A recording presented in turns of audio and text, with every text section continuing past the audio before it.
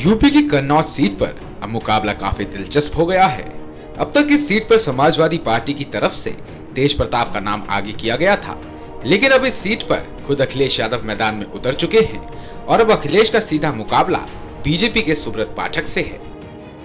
और शायद सबसे बड़ा त्योहार होता है और जब चुनाव हो तो रोचक हो। तो देखो, कुल मिलाकर हम लोग जब मैच देखने जाते हैं किसी भी स्टेडियम में तो हम उम्मीद करते हैं कि मैच रोचक हो, अच्छा लगता है, हार जीत किसी की भी हो। लेकिन यदि मैच एक तरफा हो जाता है, मैंने भारत यदि चुनाव मैच जीत जाता है एक तरफा, तो भी मजा नहीं आता, बहुत लोग बीच में छोड़ के चाहते हैं।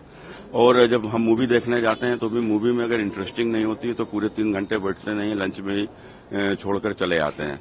तो कुल मिलाकर आज मेरा कहने का सिर्फ तात्पर्य यह है कि चुनाव है, उसी प्रकार से अगर यहाँ पर अखिलेश जी किसी को भेजा ही था तेज प्रताप को, समझ में आ गया उनको, हमने पहले ही कहा था, लेकिन उनका घमंड था हम किसी को भेज देंगे, कन्नौज जीत जाएगा।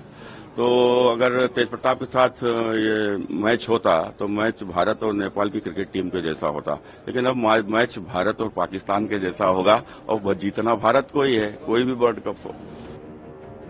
अब अखिलेश यादव और बीजेपी के सुब्रत पाठक सीधे मुकाबले में हैं और दोनों ही तरफ से जीत के दावे किए जा रहे हैं। 2019 का चुनाव श्री अखिलेश यादव जी स्वयं प्रत्याशी जरूर नहीं थे, लेकिन उनकी पत्नी जब प्रत्याशी के रूप में लड़ती हैं तो वह नहीं लड़ती हैं, श्री अखिलेश यादव जी ही लड़ते हैं।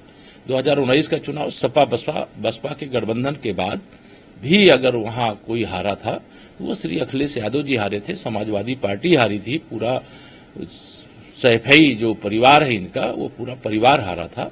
और मुझे पूर्ण विश्वास है कि बहुत बड़े अंतर से इस बार कमल खिलेगा, क्योंकि पिछली बार सपा और बसपा का गठबंधन था, इस बार सपा अलग लड़ रही है, बसपा अलग लड़ रही है। भाजपा जैसे पहले लड़ी थी वैसे आज भी लड़ रही है। कन्नौज के जिम्मेदार सभी नेता कार्यकर्ता और बड़ी संख्या में यहाँ के लोगों की भावना ये थी कि समाजवादी पार्टी की तरफ से मुझे चुनाव लड़ाया जाए। मैं जनता का आभार प्रकट करता हूँ, यहाँ के अपने कार्यकर्ता साथी जिन्होंने मुझे इस बात के लिए कहा कि आपको कन्नौज में दोबारा एक बार फिर लड़ना चाहिए। मुझे उम्मीद है यहाँ की जनता का मुझे आशीर्वाद मिलेगा। देखो पत्रकार भाइयों, न वो बॉल फेंक पाएंगे न बैट घुमा पाएंगे। अगर पहली बॉल पे छक्का न मारा तो हम समाजवादी लोग नहीं हैं, और 6 की 6 बॉलों पे छक्का मारेंगे। अखिलेश यादव के आने से अब कन्नौज सीट हाई प्रोफाइल बन गई है। अपने नामांकन से पहले अखिलेश यादव ने सोशल मीडिया साइट एक्स पर अपनी 2 तस्वीरें शेयर भी की। यह तस्वीर उस वक्त की है जब अखिलेश ने पहली बार नामांकन किया था। इन तस्वीरों को शेयर करते हुए अखिलेश ने लिखा, फिर इतिहास दोहराया जाएगा, अब नया भविष्य बनाया जाएगा। और इससे ठीक एक दिन पहले एक्स पर लिखा, सुगंध की नगरी सकारात्मक राजनीति के जवाब के रूप में नकारात्मक राजनीति करने वाली भाजपा को जिस तरह की पराजय की ओर ले जा रही है, इतिहास में उसे कन्नौज क्रांति के नाम से जाना जाएगा। जनतंत्र में जनता की मांग ही सर्वोपरि होती है। कन्नौज के हर गांव गली गलियारे से आवाज उठ रही है। साथ ही जो सपा और इंडिया गठबंधन के स्थानीय नेताओं कार्यकर्ताओं की भी पुरजोर मांग है, वो सर आंखों पर कन्नौज क्रांति होकर रहेगी। मोहब्बत की महक फैलानी है, हमको लिखनी नई कहानी है। यानी अखिलेश कन्नौज सीट को चुन ये संदेश देना चाहते हैं कि वो अपनी पार्टी की विरासत को दोबारा हासिल करना चाहते हैं।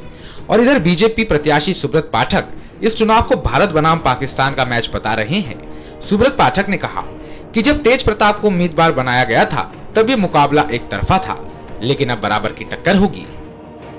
और शायद सबसे बड़ा त्योहार होता है और जब चुनाव हो तो रोचक हो। तो देखो, कुल मिलाकर हम लोग जब मैच देखने जाते हैं किसी भी स्टेडियम में तो हम उम्मीद करते हैं कि मैच रोचक हो, अच्छा लगता है, हार जीत किसी की भी हो। लेकिन यदि मैच एक तरफा हो जाता है, मैंने भारत यदि चुनाव मैच जीत जाता है एक तरफा, तो भी मजा नहीं आता, बहुत लोग बीच में छोड़ के चाहते हैं। और जब हम मूवी देखने जाते हैं तो भी मूवी में अगर इंटरेस्टिंग नहीं होती तो पूरे 3 घंटे बैठते नहीं, लंच में ही छोड़कर चले आते हैं। तो कुल मिलाकर आज मेरा कहने का सिर्फ तात्पर्य यह है कि चुनाव है, उसी प्रकार से अगर यहाँ पर अखिलेश जी किसी को भेजा ही था तेज प्रताप को, समझ में आ गया उनको, हमने पहले ही कहा था, लेकिन उनका घमंड था हम किसी को भेज देंगे, कन्नौज जीत जाएगा। तो अगर तेज प्रताप के साथ ये मैच होता तो मैच भारत और नेपाल की क्रिकेट टीम के जैसा होता, लेकिन अब मैच भारत और पाकिस्तान के जैसा होगा और जीतना भारत को ही है, कोई भी वर्ल्ड कप हो। वैसे कन्नौज लोकसभा सीट सपा का गढ़ रही है, क्योंकि इस सीट पर MY समीकरण अहम भूमिका निभाता रहा है। लेकिन 2019 में सुब्रत पाठक ने इस सीट से डिंपल यादव को चुनाव हरा दिया था, जिसके बाद एक बार फिर से बीजेपी ने सुब्रत पाठक को ही मैदान में उतारा है। अब तक चुनाव न लड़ने की बात कहने वाले अखिलेश आखिर में कन्नौज से मैदान में क्यों हैं, इसे ऐसे समझ सकते हैं। समाजवादी पार्टी के गठन के बाद मुलायम सिंह खुद को लेकर दो तरह की रणनीति अपनाते थे। पार्टी जब यूपी की सत्ता में होती थी तो मुलायम मुख्यमंत्री बनते थे, और जैसे ही सपा यूपी की सत्ता से बाहर होती थी मुलायम दिल्ली चले जाते थे। जब 1995 में गेस्ट हाउस कांड के बाद यूपी से सपा की सरकार गई तो मुलायम 1996 में मैनपुरी लोकसभा से जीतकर संसद पहुंच गए। 96 में जब संयुक्त मोर्चा की सरकार बनी तो मुलायम इसमें रक्षा मंत्री बन गए। 2004 तक मुलायम सांसद रहे, लेकिन यूपी में सरकार आने के बाद सांसदी की कुर्सी भतीजे धर्मेंद्र को सौंप दी। 2007 में भी जब यूपी से सपा की सरकार गई तो 2009 में मुलायम सिंह मैनपुरी के जरिए लोकसभा पहुंच गए। एक रणनीति ये भी हो सकती है कि अखिलेश कन्नौज से खुद मैदान में उतरकर ये संदेश देना चाहते हैं कि इंडिया गठबंधन के दूसरे बड़े नेता भी चुनाव लड़ें, क्योंकि यूपी में अब तक राहुल और प्रियंका गांधी के चुनाव लड़ने की तस्वीर कांग्रेस की तरफ से साफ नहीं है, और अखिलेश सीट बंटवारे में भी इस तरह का दांव चल चुके हैं। यूपी की रायबरेली और अमेठी सीट कांग्रेस की परंपरागत मानी जाती है। 2004 से 2019 तक गांधी परिवार के ही सदस्य यहां से चुनाव लड़ते रहे हैं। यूपी की तरह ही दूसरे राज्यों में भी इंडिया गठबंधन के कई बड़े नेता चुनावी मैदान में नहीं उतर रहे हैं। अब अखिलेश के लड़ने से उन पर भी चुनाव लड़ने का प्रेशर बन सकता है। सपा कन्नौज और कानपुर का स्थानीय समीकरण ठीक करने की रणनीति पर काम कर रही है, जिसका फायदा 2027 के विधानसभा चुनाव में उसे मिले, क्योंकि कन्नौज और कानपुर में विधानसभा की 5-5 सीटें हैं। 2022 में इन 10 में से सपा को सिर्फ 3 सीटों पर जीत मिली थी। कन्नौज की तो 4 सीटों पर सपा चुनाव हार गई थी। 2012 में जब अखिलेश यहां से सांसद थे तो सपा ने क्लीन स्वीप किया था। 2022 में भी अखिलेश ने कन्नौज और कानपुर में डेरा डाला था, लेकिन सपा कई सीटों पर काफी क्लोज मार्जिन से चुनाव हार गई। ऐसे में अखिलेश यहां से चुनाव लड़कर दोनों जगहों का सियासी समीकरण ठीक करने की रणनीति पर काम कर रहे हैं। इनके बड़े नेताओं ने यह तय किया है अब, क्योंकि उनको पता है कि वो मोदी जी से उनको कहीं ना कहीं बहुत ज्यादा, कहीं ना कहीं नहीं बोलूंगी, डर है, भय है, तो अब वो सारे बड़े नेताओं को अपने उतार रहे हैं चुनाव में। और पहले जो माना जाता था कि भाई केक वॉक की तरह जीत जाएंगे, हम कहीं से भी लड़ जाएंगे, हम जीत जाएंगे, तो ऐसा नहीं है। जबकि मैं तो ये कहूँगी कि आदरणीय नेताजी यानी मुलायम सिंह जी, जो मेरे ससुर भी हैं, उनकी वजह से जो है बहुत सारी सीट्स सेफ मानी गई, क्योंकि उन्होंने अपने दम पे और अपने पीपल्स कनेक्ट की वजह से वो उस पे मेहनत करके उन सीट्स को बड़ा सेफगार्ड बनाया। पर उन सीटों पर भी भारतीय जनता पार्टी ने अपने वर्चस्व स्थापित किया है, कमल का फूल उन सीटों पर भी खिला है। तो मैं ये कहूँगी कि ये सारे जितने अलायंस वाले लोग हैं, इंडिया अलायंस वाले लोग, ये लोग अब यह तय कर चुके हैं कि मोदी जी को हमें अगर जो है हराना है या हमें जो है इस तरह से करना है कि जो है कहीं उनके मुकाबला हम कर सके, तो हमारी सीनियर लीडरशिप को उतरना पड़ेगा।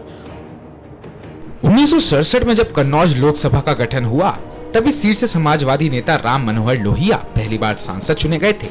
1996 से लेकर 2014 तक लगातार 20 साल तक इस सीट पर सपा का कब्जा रहा। अखिलेश ने इसी सीट से अपने सियासी करियर की शुरुआत की थी।